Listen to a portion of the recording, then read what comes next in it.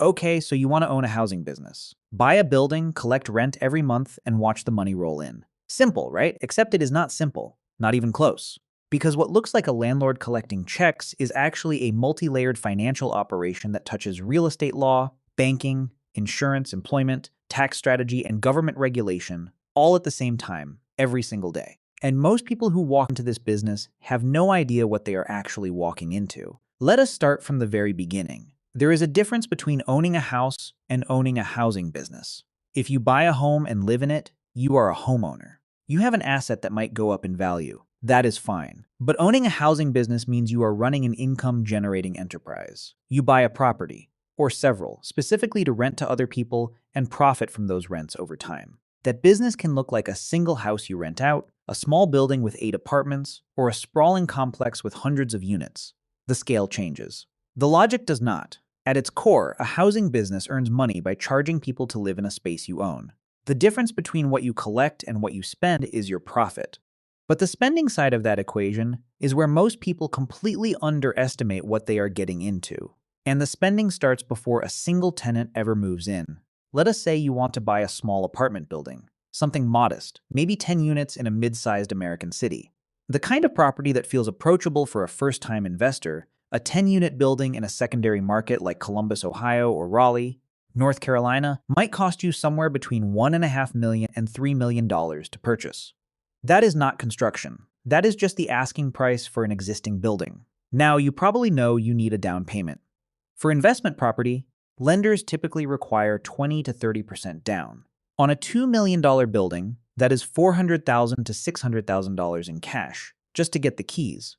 But the down payment is only the beginning. Closing costs add another 2 to 5% of the loan amount on top. You are paying lender fees, title insurance, transfer taxes, recording fees, and prepaid escrow for property taxes and insurance. On a $2 million deal, add $30,000 to $80,000 to that pile. Then there are the renovations. Professional institutional operators, the companies that do this at scale, spend an average of $39,000 per home, getting a property into rentable condition before a single tenant moves in. That is the number for a single-family home. For a dated apartment building, expect more. By the time you have made your down payment, paid your closing costs, and made the property livable, you have probably deployed over $500,000 in cash. And you have not collected a single dollar of rent yet. Here is where it gets interesting because you put down, let us say, $500,000 in cash, and borrowed $1.5 million from a bank. You now have a mortgage payment every single month, no matter what happens. Whether your tenants pay rent or not, whether the roof leaks or not, whether the economy is booming or collapsing, lenders evaluate rental properties using something called the debt service coverage ratio. This is just a way of asking, does this property make enough money to cover what it owes the bank, plus some cushion? The standard minimum ratio that most lenders require is 1.25. That means for every dollar of mortgage payment, the property needs to generate at least $1.25 in income after operating expenses. If the ratio drops below that, the bank starts asking uncomfortable questions. And in a high interest rate environment, this calculation becomes brutal. Mortgage rates for investment properties sit higher than residential rates, typically 1 to 2 percentage points above what you would pay on your own home. On a $1.5 million loan at 7%, your monthly payment is roughly $10,000. That is $120,000 per year before you have paid for a single maintenance call, a single insurance premium, or a single hour of management. That debt does not sleep. It does not take vacations. And it does not care that your tenant in Unit 4 stopped paying rent last month. 2 identical buildings, same number of units, same construction, same age, can produce completely different results depending on where they sit. Think about 2 10-unit buildings. One is in a neighborhood where a major employer just opened a new facility, the school district is rated in the top 20% of the state, and the local population has grown 5% over the last 3 years. The other is in a neighborhood where the main factory closed 2 years ago, young families are leaving, and the vacancy rate for rentals sits at 15%. The building in the first neighborhood will almost always stay full. You can charge market rates. When a tenant leaves, you replace them quickly. The building holds its value and probably appreciates. The building in the second neighborhood is a different story entirely. Tenants are harder to find. You may have to reduce rent just to stay occupied. And an empty unit is not neutral. It is a financial drain. This is why professional real estate operators spend enormous effort analyzing population growth, employment diversity, school quality, and infrastructure before they buy anything. They call it a buy box, a set of specific criteria a property has to meet before it earns consideration. Getting the location wrong is not a setback you can renovate your way out of. The primary revenue engine of a housing business is rent. Every month, tenants pay to occupy your space, and that payment is your gross income. As of mid-2025, the national average asking rent in the United States is approximately $1,661 per month. That is across all apartment types in all markets. In cities like San Francisco or New York, a single one-bedroom apartment can command $3,000 or more per month. In markets like Oklahoma City, the same apartment might go for $900. But experienced operators do not stop at rent. They build what professionals call ancillary income, additional revenue streams layered on top of the base rent, parking fees. If you have a building with a parking structure or designated spots, you can charge separately for each space. In a dense urban market, a single parking space can earn $100 to $300 a month on its own. Pet fees. Roughly 70% of American renters own pets. Charging a monthly pet rent of $50 to $100 per animal, plus a one-time non-refundable pet deposit, adds meaningful income while covering the additional wear animals cause to starter units. Extra storage in a basement or utility space can rent for $30 to $80 per month per unit, URI billing. In older buildings where utilities run on one master meter, operators use a system called ratio utility billing to divide the property-wide water and electric bill among all tenants, based on unit size and occupancy. Instead of the landlord absorbing that cost, it passes to the tenants in a proportional, legally compliant way. Studies show this also reduces overall utility consumption by between 13 and 18%, because tenants conserve more when they are paying the bill themselves, furnished units. A furnished apartment in a high-demand urban market can command a 10 to 30% premium over an identical unfurnished unit. The upfront furniture cost pays back quickly if the premium holds. The point is that a sophisticated housing business does not have one revenue stream. It has 5 or 6, all running simultaneously. Now let us talk about what is flowing out. The single largest operational cost for most housing businesses is the mortgage, the debt service we already discussed. But right behind it is a long list of recurring expenses that many first-time investors dramatically underestimate: property taxes. These are non-negotiable government assessments based on the assessed value of your building. They vary widely by location, but in a typical American city, property taxes on a $2 million income property can easily run $30,000 to $50,000 per year. Property insurance. And this is not the same as homeowners insurance. Standard homeowners policies are invalid for rental properties. Landlords need a special policy called a DP3, which is designed for non-owner-occupied buildings. The national average landlord premium runs approximately $1,500 to $1,500 annually for a single mid-market home. But for a multi-unit building, or for anything in Florida, Texas, or California where natural disaster risk is elevated, expect premiums of $3,000 to $8,000 or more for property management. Unless you plan to personally answer every maintenance call at 2 in the morning and personally show every vacant unit to prospective tenants, which is unsustainable at any real scale, you hire a property management company. They handle day-to-day operations in exchange for a monthly fee. The standard rate is 8 to 12% of collected rent, with 10% being the industry baseline. On a building collecting $15,000 a month in rent, that is $1,500 per month, $18,000 per year. Just for management, maintenance, and repairs. Everything in a building eventually breaks. Plumbing, electrical systems, appliances, roofing, paint, landscaping. Professional operators use a standard budgeting rule. Reserve 1% of the total property value annually for maintenance. On a $2 million building, that is $20,000 per year. And that is in a relatively good year. A major repair, a failed roof, a broken HVAC system, a burst sewer line can cost $20,000 to $50,000 in a single event. These numbers accumulate fast. Before a housing business earns its first dollar of profit, it has to clear all of them. Every single day a unit sits empty is money that is permanently gone. This is the concept professional operators obsess over. If your building has 10 units each renting at $1,500 per month, the gross potential rent is $15,000 monthly. But if one unit sits empty for a full 30 days, you lose $1,500. Not just from that month, but forever. You cannot go back and collect it later. At that rent level, an empty unit costs you $50 per day. Sounds manageable, but vacancy does not usually come alone. When a tenant leaves, there is cleaning, repainting, possibly new flooring, relisting, showing, screening new applicants, and signing a new lease. That process takes time, sometimes 2 weeks, sometimes 6, sometimes longer in a slow market. Research from property management firms puts the average total cost of a single tenant turnover at between $3,800 and $4,000 per unit. That includes lost rent during the vacant period, cleaning, repairs, advertising, and leasing agent fees. Scale that across a building or a portfolio and the math starts to sting. This is why retention matters.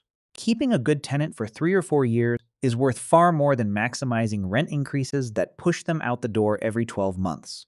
Here is a truth that new housing investors learn the hard way. A wrong tenant costs more than a slightly lower rent from a right tenant. The worst-case scenario in this business is not a market downturn. It is a tenant who stops paying rent, refuses to leave, and forces you through the legal eviction process. Evictions in the United States are not fast. They are not cheap. The process, from the first missed payment to the moment a judge orders the tenant to leave, typically takes 2 to 3 months. In tenant-protective states like California or New York, it can take 6 months to over a year. During that entire time, you are receiving no rent from that unit. You are still paying the mortgage, you are still paying the insurance, you are still paying property taxes, and you are paying an attorney to navigate the legal process. According to data from TransUnion, the average eviction costs a landlord around $3,500 in direct legal fees and court costs alone. Add the 2 to 3 months of lost rent, another $2,500 to $5,000 depending on the market, plus the cost to clean, repair, and re-rent the unit after the tenant leaves, and a single bad tenant can cost a housing business $7,000 to $10,000 or more before it is over. This is why professional operators screen tenants with rigorous standards. The universal benchmark is the 3 times rule. A tenant's gross monthly income must be at least 3 times the monthly rent. Someone earning $4,000 a month should not be renting a unit priced at $2,000 a month. The math simply does not work, and the risk of default is high beyond income. Operators check credit history, verify employment, review prior rental history, and search court records for previous evictions. Every hour spent on careful screening at the front end saves thousands of dollars of potential disaster at the back end. Here is something the passive income narrative never tells you. A housing business is not a one-person operation. The moment your portfolio grows beyond a handful of units, you need people, you need a property manager to handle tenant calls, coordinate maintenance requests, collect rent, handle delinquencies, and process turnovers. You need maintenance technicians, either on staff or contracted, who can respond to emergencies at any hour.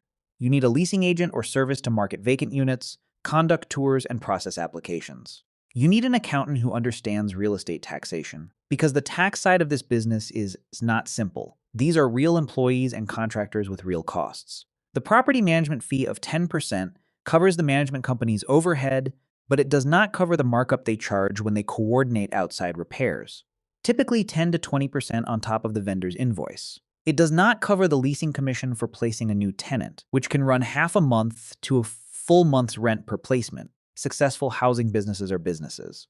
They have organizational structures, they have payrolls, they have vendor relationships. The idea that owning rental property is passive income is a myth that sells extremely well and delivers very poorly. Taxes in the housing business are complicated, but they can also be one of the most powerful tools an investor has, if understood correctly. In the United States, the federal government allows residential investment property to be depreciated over 27.5 years. That means you can deduct a portion of the building's value every year as a paper expense, even while the building is actually appreciating in market value. For a $2 million building where the structure itself is valued at $1.5 million, that annual depreciation deduction is approximately $54,000, an expense that shows up on your tax return but does not actually leave your bank account.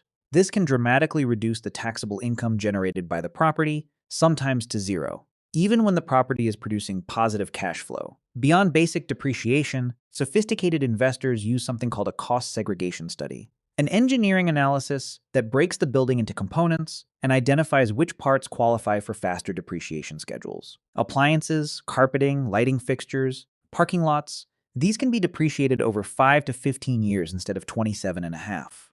Under rules restored by federal legislation in 2025, some of these components can be fully deducted in the first year. For a serious investor in a high tax bracket, these deductions can represent hundreds of thousands of dollars in tax savings, real cash that stays in the business and can be redeployed into the next acquisition. Let us run the numbers on that 10-unit building and be completely honest about it. The building collects $15,000 per month in gross rent, $180,000 per year. But gross rent is not profit.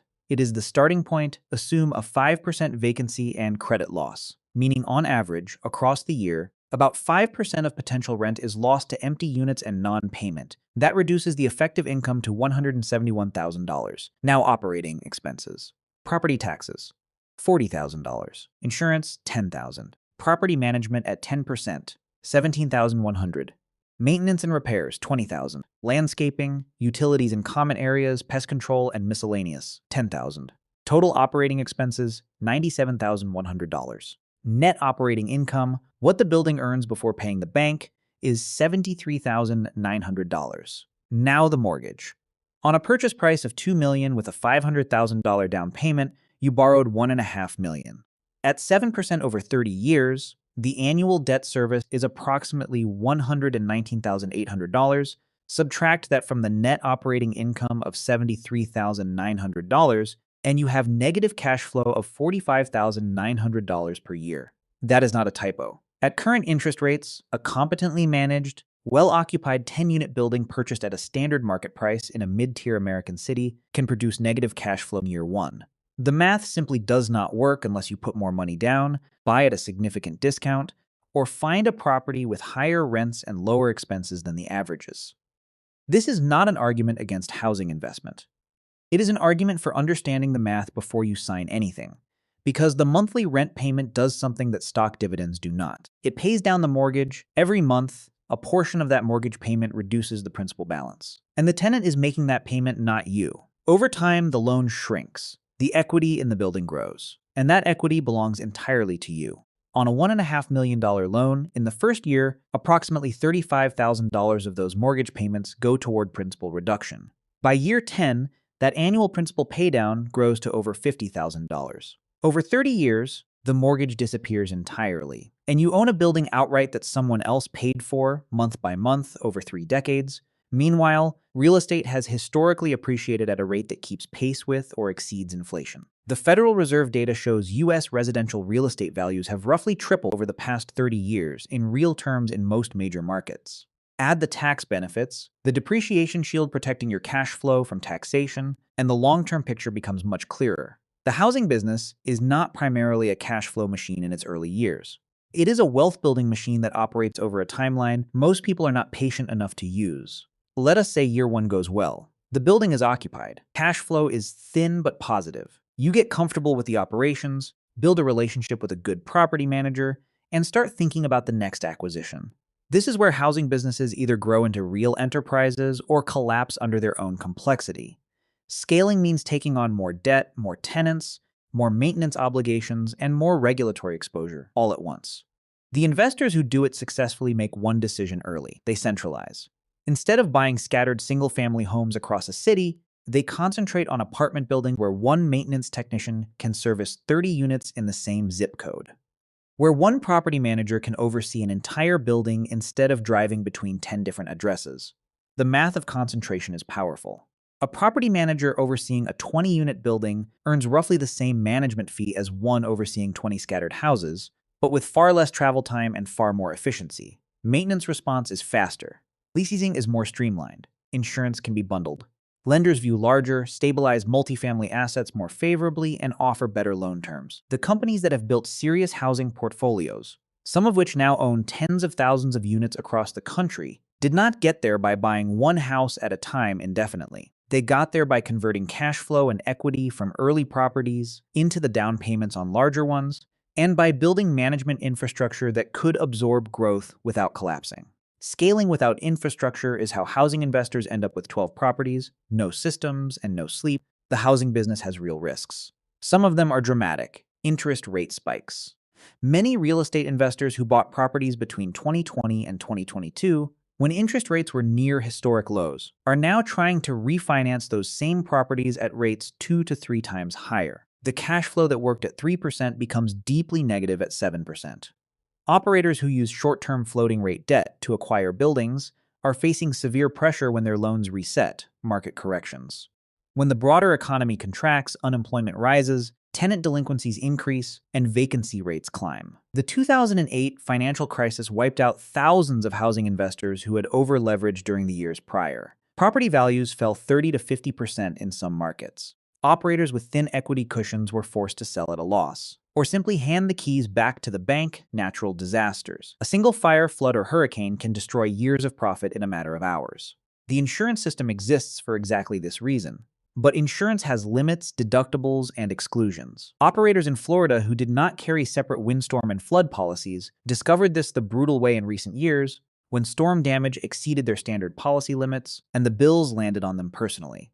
Regulatory changes. Governments change the rules. The United Kingdom passed sweeping legislation in 2026 that abolished the ability for landlords to remove tenants without a formal legal reason, a change that dramatically altered the risk profile of owning rental property there. In Ontario, Canada, rent increases for existing tenants are capped at 2.1% for 2026.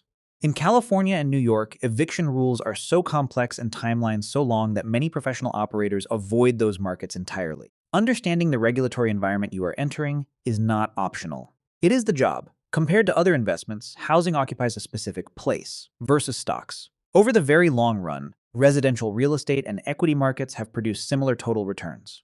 Roughly 7% per year in real terms, according to comprehensive historical research covering 16 advanced economies over 145 years. But real estate achieves those returns with lower volatility and without the 30 to 50% drawdowns that stock markets periodically deliver. And real estate lets you use leverage, borrowed money, in a way that public markets do not permit for most investors. Versus bonds, no comparison. Housing wins on return. Always has. Versus starting a traditional small business. A restaurant, a retail shop, a franchise. These carry higher failure rates, no underlying collateral, and no long-term appreciation of a physical asset. Housing, even in a bad year, sits on land that holds value. But here is the honest answer to whether housing is worth it.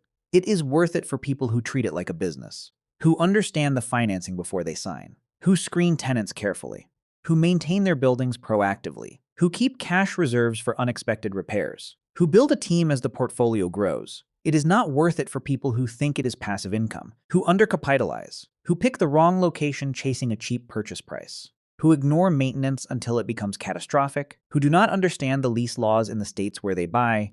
The gap between those two groups, between the housing investor who builds generational wealth and the one who loses everything, is not luck, it is preparation. Here is what the best case looks like. You buy a 12-unit building in a high-demand secondary market.